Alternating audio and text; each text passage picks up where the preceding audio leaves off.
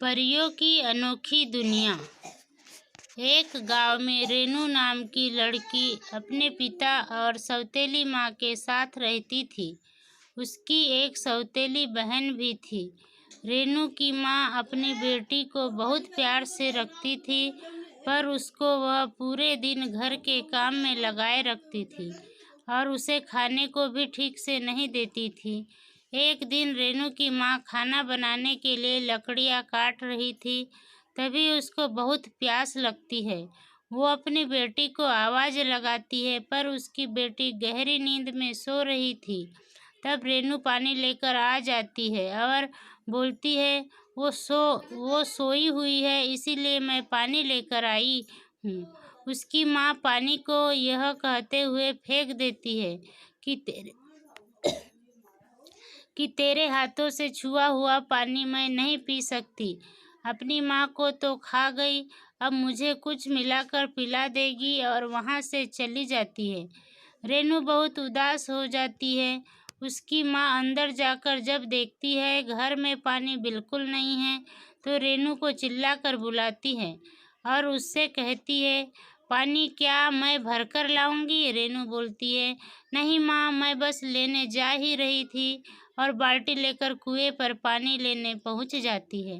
पर पानी भरने में रस्सी टूट जाती है और बाल्टी कुएं में गिर जाती है। तब रेनू परेशान होकर घर वापस आ जाती है। जब माँ पूछती है तो वह सब बात बता देती है।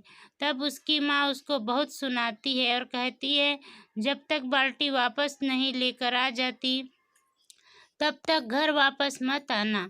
आई तो मैं तेरे हाथ पैर तोड़ दूंगी। रेनू वापस कुएं पर आ जाती है और बिना सोचे समझे कुएं में कूद जाती है। जब उसको होश आता है तब वो एक अलग सी दुनिया में होती है। वो बहुत सुंदर होती है। रेनू को यह सब देखकर बहुत अच्छा लगता है। जब वो घूमते हुए थक जाती है तो पेड़ के नीचे बैठ जाती है। उसको भूख भी लगती है। उसको सामने एक हवेली दिखाई देती है। वो उसमें जाकर देखती है तो उसमें वहाँ एक परी मिलती है। परी उससे पूछती है, तुम यहाँ क्या लेने आई हो? क्योंकि हर कोई यहाँ कुछ न कुछ लेने ही आता है। तब रेनू बाल्टी लेने वाली बात परी को बताती है।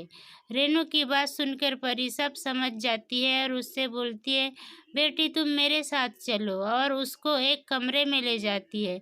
उस कमरे में कई प्रकार के पकवान रखे होते हैं। परी रेनू को कहती है, पहले तुम कुछ खा लो, तुम्हें भूख लगी होगी। रेनू अच्छी तरह से पेट भरकर खाना खा लेती है। तब परी उसको कुछ जगह ले जाती है जहाँ बाल्टियाँ रखी होती है।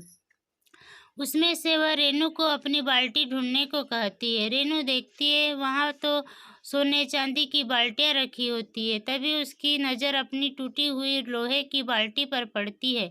वो अपनी बाल्टी को उठा लेती है। परी यह देखकर रेनू को बोलती है, बेटी तुम बहुत सच्चे दिल की हो। इतना सब देखकर भी तुमको कोई लालच नहीं आया और तुमने अपनी उपहार देना चाहती हूँ। तभी परी अपनी छड़ी घुमाती है और रेनू के हाथ में लोहे की बाल्टी सोने की बना देती है और उसको सोने चांदी से पूरा भर देती है। यह देखकर रेनू परी को धन्यवाद करते हुए अपने घर को चली जाती है।